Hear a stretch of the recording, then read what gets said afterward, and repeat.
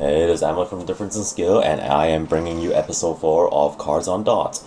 And today we'll be reviewing the card Star Vader Chaos Breaker Dragon, a very popular and hype card. Also, it really kind of changed the meta with this card's release. Or, not exactly really, I say changed the meta, but it really did bring some changes to the meta. So let's review the effects first.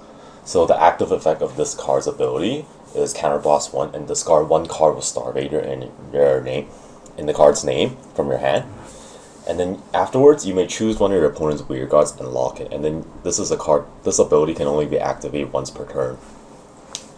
Now this is a very strong ability because first of all, unlike set 12 with Nebula Lord Dragon, who can only lock the back row, this can lock any row, and especially we can lock the front row. And I'm not really going to get into the details of why locking the front row is very powerful, but to really summarize it up is that you can stop additional attacks from your opponent.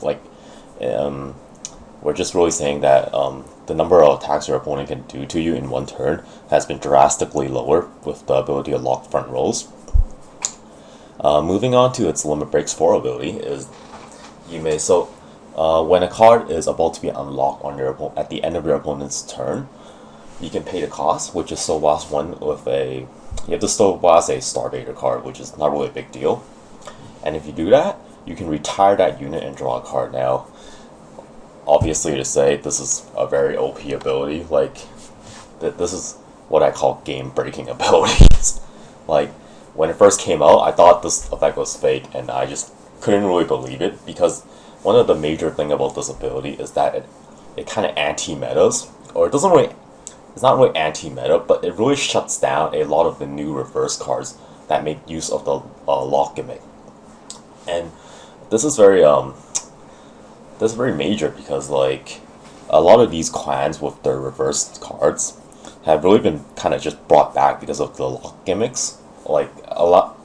Allowing lock to be a cost to be paid actually made those cards really good. But because this card basically has the ability to retire lock cards, and then afterwards you draw a card for that, there's just too many benefits to gain from using Chaos Breaker Dragon against any reverse card that needs to lock anything. And basically when that comes to idea, in the meta, if you ever run into a Link Joker using a card, like a reverse card in the deck, you can basically kind of scoop it up in a sense, because you're kind of giving too many free pluses to your opponent whenever you lock a card on your own. Okay. Now, moving on. Of course, generically to say is that your opponent doesn't have that many souls to blast in the first place, but honestly, having at least 3 in the soul is quite a lot, and this deck can actually generate a few more by itself, not as many as we think. I think the maximum amount of souls you can really generate is 5 or 6, but generally it's more like 3 or 4, and that is actually plenty. That is really plenty in game of Vanguard nowadays, because basically Vanguard has kind of shortened up.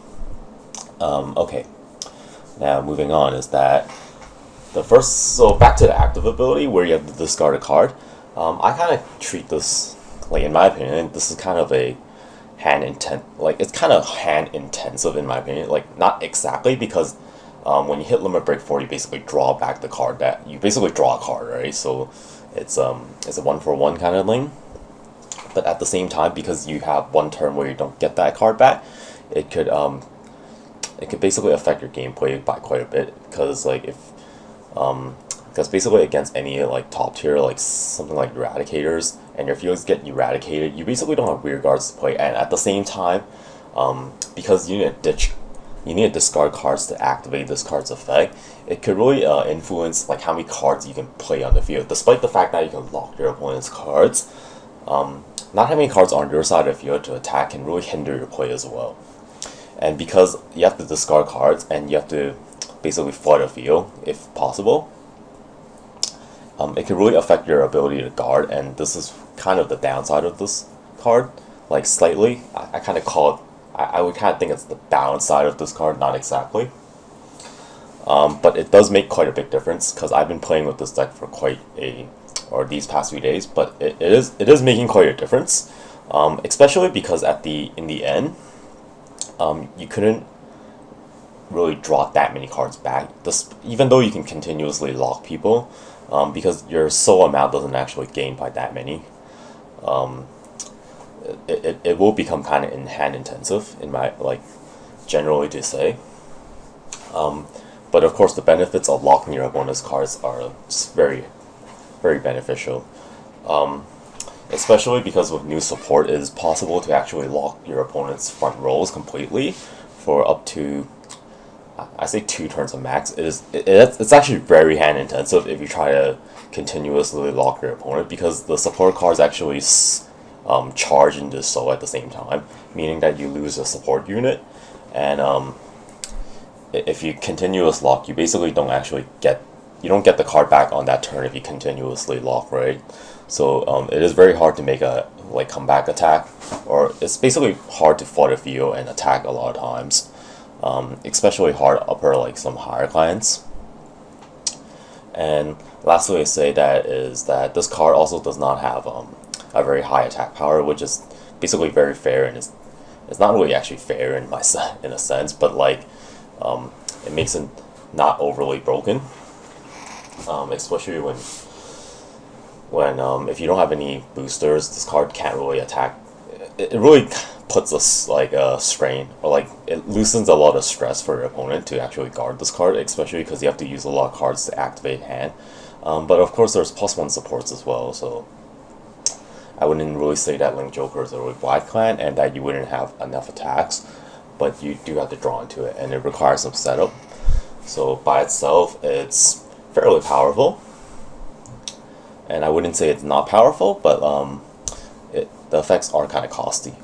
And that's really all my opinion on the Chaos Breaker Dragon.